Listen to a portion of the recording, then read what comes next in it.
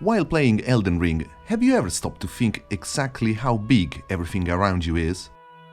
Which do you think is taller, the walls of Leyndell or the Hoover Dam?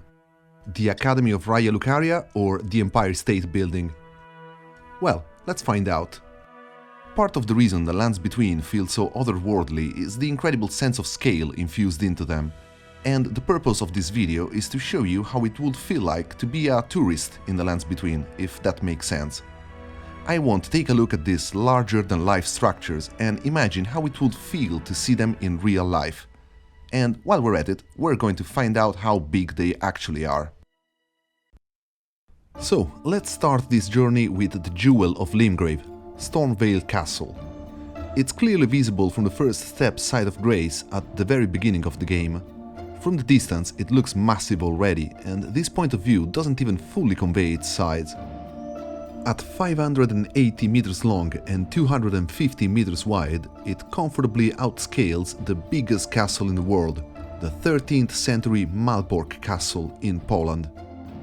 And not only that, but the tallest tower in Stormveil is 170 meters tall from the base, which is just crazy tall for a castle tower. That's taller than the Great Pyramid of Giza, or the same height as the Washington Monument. Speaking of really tall towers, in Limgrave we also find the first of the 6 Divine Towers. These towers measure an incredible 300 meters in height from the entrance door, roughly the height of the Eiffel Tower, and a total of 450 meters from the base, which will make the Divine Towers the 6th tallest towers in the real world. The towers are thankfully serviced by a lift, covering an equivalent of about 90 stories in a single trip. But that's not even close to the tallest elevator in the game. The appropriately named Grand Lift of Dectus, traveling from Liurnia all the way up to the Altus Plateau, is about 385 meters tall. Its taller brother, the Grand Lift of Rold, travels upwards just shy of 500 meters, all the way up to the Mountaintop of the Giants and at the level of the lowest branches of the Earth Tree. But for all their pomp and grandiosity, neither one is the tallest lift in the game. Because just south of the Limgrave Divine Tower, in the Mistwoods, sits an inconspicuous structure. You will probably remember the experience of riding this unassuming platform and watch it go down and further down into another world entirely. The lift descends for a full 65 seconds and covers 508 meters, making it, to my knowledge, the tallest lift across all the Soulsborne games. Would it be the tallest elevator in the real world, though? Well, that depends on how you define it. It handily beats the world's tallest outdoor elevator, the Bailong elevator in China, but not the tallest building elevator, installed in the 3rd tallest building in the world, the Shanghai Tower, also in China. What about mine elevators? Well, the Mponeng gold mine in South Africa has a single lift that descends 2,280 meters, and not even the Siofra River comes close. Also, making this particular lift so slow was done on purpose in order to let the players slowly enjoy the unexpected spectacle of the Siofra River. I say this because the other similarly sized lifts are much faster. For example, the deep Siofra Well that leads up to Caelid only takes 34 seconds to ride the full 452 meters. And the deep Ainsel Well, found after beating Astel, rises 470 meters in just 20 seconds. That's 23.5 meters a second, which is pretty fast for an elevator. The fastest elevator in the real world is in the CTF Finance Center in Guangzhou, and it travels at 21 meters a second. So, while Elden Ring might not have the tallest elevator in the world, it does have the fastest one. You want another record in the game? In the 2 Eternal Cities underground are these 2 enigmatic thrones. At 45 meters of height, the thrones would be the biggest chairs ever built, as the tallest chair in the real world is only 30 meters high. Oh, and in case you're wondering, I estimate that the mysterious figures sitting on the thrones would be about 36 meters tall standing, 1.5 times the size of the fire giant. So, what else can we find underground? The Siofra River also houses the Eternal City of Nokron and its impressive aqueduct. At 215 meters tall, it is absurdly tall for an aqueduct. For comparison, the Ponte delle Torri in Spoleto, Italy, one of the tallest aqueducts in the world and also the tallest bridge in the world for almost 400 years, sits at a measly 80 meters. From up here, we also have a beautiful view of the Mogwin Dynasty mausoleum, clearly inspired by the Greek Parthenon. The artists took the inspiration and then went big. The mausoleum is more than double the size of the Parthenon, 160 meters long, 58 meters wide and 32 meters tall. If it wasn't for the columns getting a little bit in the way, you could easily play American football inside the mausoleum. And while you might be very familiar with the two Eternal Cities and the Mogwin Mausoleum, there is one last underground structure that I feel is unjustly overlooked: the Grand Cloister. It's hard to notice while fighting for your life in the Lake of Rot, but both the Grand Cloister and its entrance are breathtakingly gargantuan in size. The entrance to the cloister is through a 65 meters arch, which sits inside a 182 meters tall structure. That's exactly the same height as the Statue of Unity, the world's tallest monument. And speaking of statues, the figures guarding the entrance are proportionally double the size of the Statue of Liberty. The inside is equally grand, with a ceiling 125 meters tall. A 30-story building could easily fit inside the Grand Cloister. But let's go back above ground now. Right above the Grand Cloister is the Academy of Raya Lucaria. The sorcerers are mining magical glintstones from the caves below the Academy, and in fact, here's glintstone crystals coming out from the ceiling above the Lake of Rot. Now, I'm not a geologist, but it's probably not a good idea to build massive structures on top of a gigantic underground cave. And this might be the reason why the whole region of Liurnia is gradually sinking. Nonetheless, the sorcerers managed to build an impressive academy here, and they even kept on challenging gravity and common sense while doing so. The academy has a beautiful spiral structure that ascends around the axis of the main tower. We start at the bottom of the spiral at the main entrance, pass through the various buildings like the Church of the Cuckoo and the Debate Parlor, and finish right on top of the entrance, in the majestic Grand Library, where Queen Rennala is imprisoned. A clear inspiration for the architecture of the library is the Aachen Cathedral in Germany, whose construction began under Emperor Charlemagne. The cupola and the spire are unmistakable. The Grand Library is much bigger than its real-life counterpart though, especially in regard to height, to better impose itself on the Liurnian landscape. While exploring the dungeon, you might catch a glimpse of the base of the tower, hidden in the sinister interior of the academy, and it is unbelievably tall. It measures 320 meters from its base, but since it's built on top of a massive rock outcrop, it stands 407 meters high from the base of Liurnia. Even excluding the base elevation, that's still taller than the Shard, the tallest skyscraper in London. That should give us an incredible view of the lakes. We can reach the top of the tower via another really tall elevator hidden in the Academy Crystal Cave, but sadly the view from the top is always shrouded by the omnipresent fog around the Academy. But let's finally move on to the Altos Plateau and examine Leyndell, the royal capital. As a testament to the war-torn status of the lands between, the city of Leyndell has been built as an impenetrable fortress. Seriously, the amount of defensive measures built around this city puts everything existing in the real world to shame. Leyndell's first line of defense is an outer ring of incredibly tall walls that surrounds the city, forming a third of circle around 600 meters in radius.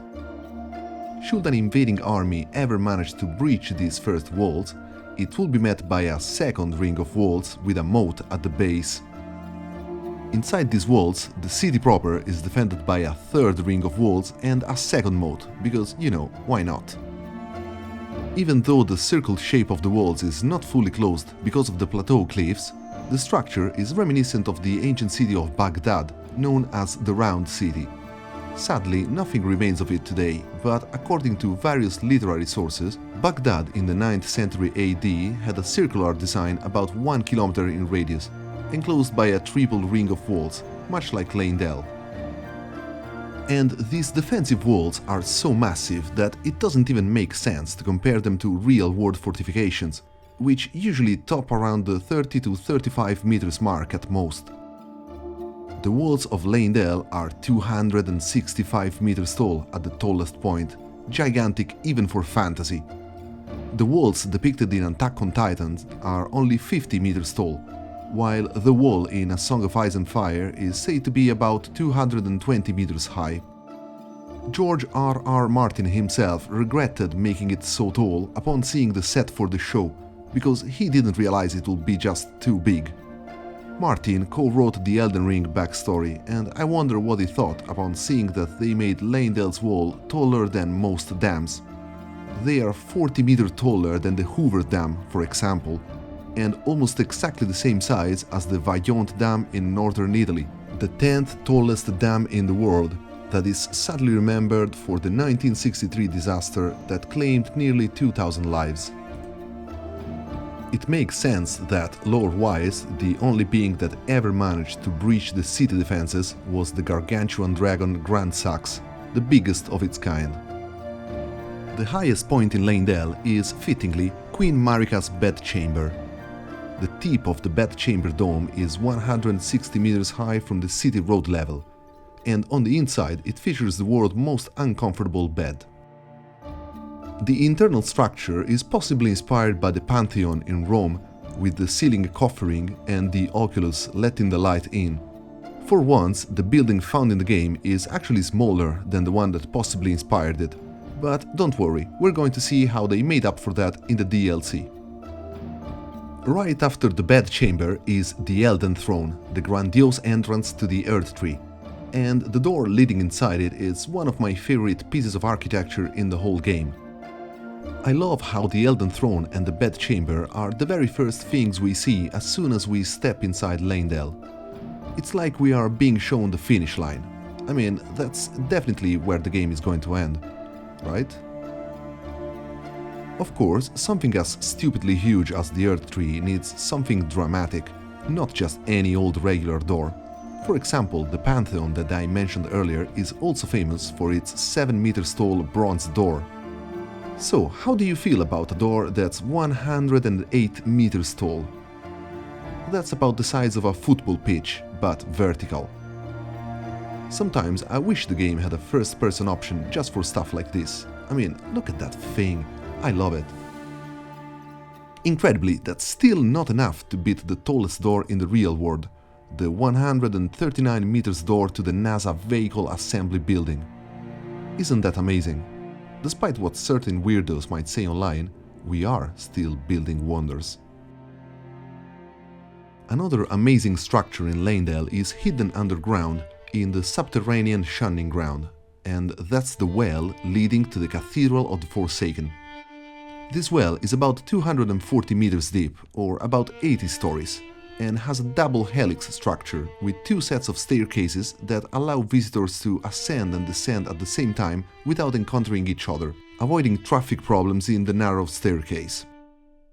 A possible inspiration is the beautiful St. Patrick's Well in Orvieto, Italy. Of course, Elden Ring had to go big, so the Forsaken Depths Well is more than 4 times the size of the already impressive Italian well. And from the depths of Leyndell, let's ascend to the summit of the Lands Between, the colossal Forge of the Giants. This impressive artifact is big enough to be visible from the very start of the game, even though it's more than 5 kilometers away. The forge is basically a big bowl, 80 meters tall and 145 meters in diameter. Accounting for the broken edges, it has a useful internal volume of 140 million liters, or 56 Olympic swimming pools. Nothing similar exists in the real world for a comparison, as far as I know. The shape kinda reminds me of an upside-down Royal Albert Hall, the historical concert hall in London, and that could easily fit inside the bowl of the forge. But then I thought, it kinda looks like a cooking pot. It even has a fire going. Could we use it for cooking? There's space for 140 million liters of oil in there, after all. Oh boy, the deep fry is here. Going by the rough estimate that I found of 1/3 of a gallon to cook 1 pound of turkey meat, the Forge of the Giants could be used to deep fry about 71,000 metric tons of turkey in a single sitting. That's about 7.4 million turkeys, or roughly 16% of all the turkeys consumed in the US during Thanksgiving. Right, what was I talking about? Oh yeah, architecture stuff. Welcome to Farum Azula. The last structure I want to talk about before moving on to the DLC is the centerpiece of the crumbling flying city, the Malekith Arena. This gorgeous building seems heavily inspired by the Baptistery in Pisa, located next to the famous tower in the so-called Piazza dei Miracoli. In fact, various parts of Farum Azula seems at least partly inspired by the historical buildings found in the Miracle Square. One example is the similarity between the Beastman graves and the graves found in Pisa's monumental cemetery. And of course, there's a leaning tower too. As for the Malekith's arena, it is incredibly massive, as tall as a skyscraper with its 235 meters of height. The internal space where we fight Malekith is 82 meters tall and 60 meters wide. The Pisa Baptistery, while by no means small at 55 meters of height, could easily fit inside the arena. Let's move on to the DLC now. While not as vast as the main game, the Realm of Shadow is home to some architectural marvels that put even the biggest structures in the main game to shame. Let's start with something that is relatively small for the standards of this video, but that at the same time is much bigger than it has any right to be. The arch leading to Belurat, the tower settlement. Right at the beginning of our exploration of the Realm of Shadow, the appearance of a giant wicker man guarding this colossal gate catches our attention, leading us to wonder what might be behind it. At 79 meters tall, it's bigger than the Arc de Triomphe in Paris, and it also beats the Monumento a la Revolución in Mexico City, the tallest triumphal arch in the world. Interestingly, there was a monumental arch planned at some point in the past that would have comfortably smashed all of these records. The colossal 117 meters triumphal arch planned for Berlin by Albert Speer, the chief architect of Adolf Hitler. The arch was just one part of a greater project for transforming Berlin into Germania, the new world capital, a project that thankfully never came to be. Next is the DLC unmissable megastructure that serves to catch the player attention right at the start, Messmer's Shadow Keep. Much like the Shadow Tree is the shadow of the Earth Tree, the Shadow Keep is the dark counterpart to Leyndell, a black fortress that is the visual opposite of the Golden Royal Capital. Just like Leyndell, the keep has been built with war in mind, and as such it also features massive walls, just shy of 200 meters in height. I want to emphasize what sort of crazy scale we're talking about here. For comparison, this is how a 200 meters tall wall looks like in real life. That's the Kolnbrain Dam in Austria. And that's not even half the size of the keep, which sits at an incredible 510 meters tall from the base. It is as tall as the Taipei 101, which was the tallest building in the world upon construction and kept the record until 2010. If the keep was built in Liurnia, it would be taller than the entire Altus Plateau and would reach all the way up to the city of Leyndell.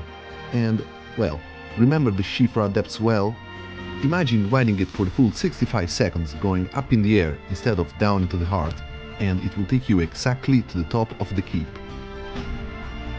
Inside the main tower of the Shadow Keep is the majestic Specimen Storehouse, a single room at the center of the tower with a 145 meters tall ceiling.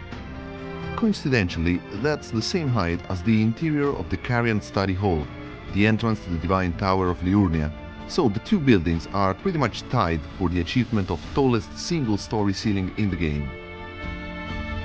For reference, the Grand Hyatt Hotel in Shanghai has an atrium that spans 33 floors. This is how it looks like, and that's still 30 meters shorter than the storehouse and the study hall. I suggest you try not to fall from here. Just behind the keep is possibly the most mysterious mega construction in the whole game, which I'm going to simply call the Gate. It is exactly as tall as the Shadow Keep at 510 meters, but dominates over it by the virtue of being built on higher ground, right in front of the Shadow Tree. To have a better idea of how gigantic this thing is, here's how the New York City skyline would look like if the gate was built in Manhattan. I wouldn't even know how to classify it. It kind of sits in between being a monument, a gate and a wall, and while there are some hints regarding its purpose, it is never fully explained in the game. It could be purely symbolic, a bowl collecting sap from the Shadow Tree, as seen from the phenomenal vista that introduces the DLC, and from the many tree fragments that can be found collected in a chalice at its base.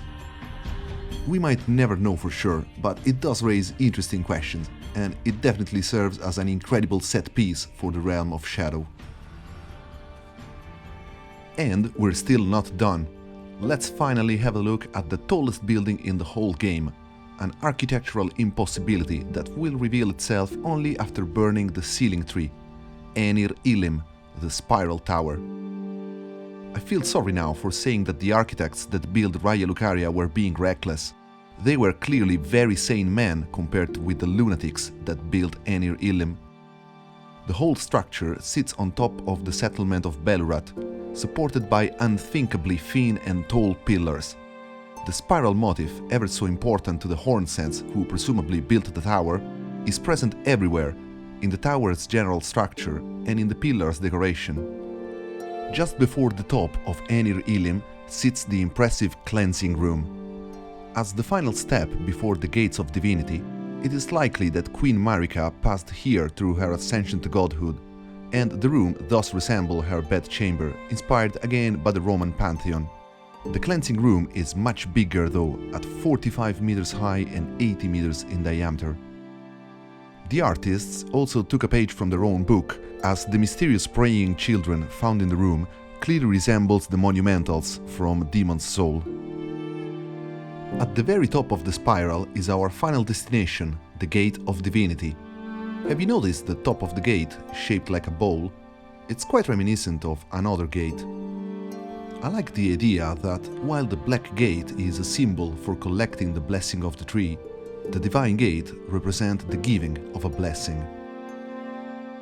The arena in front of it is littered with the remains of countless sacrifices, and so are the columns extending above and below it. From the top of the tallest column to the bottom of Belurat, the Tower of Enir-ilim rises 765 meters tall.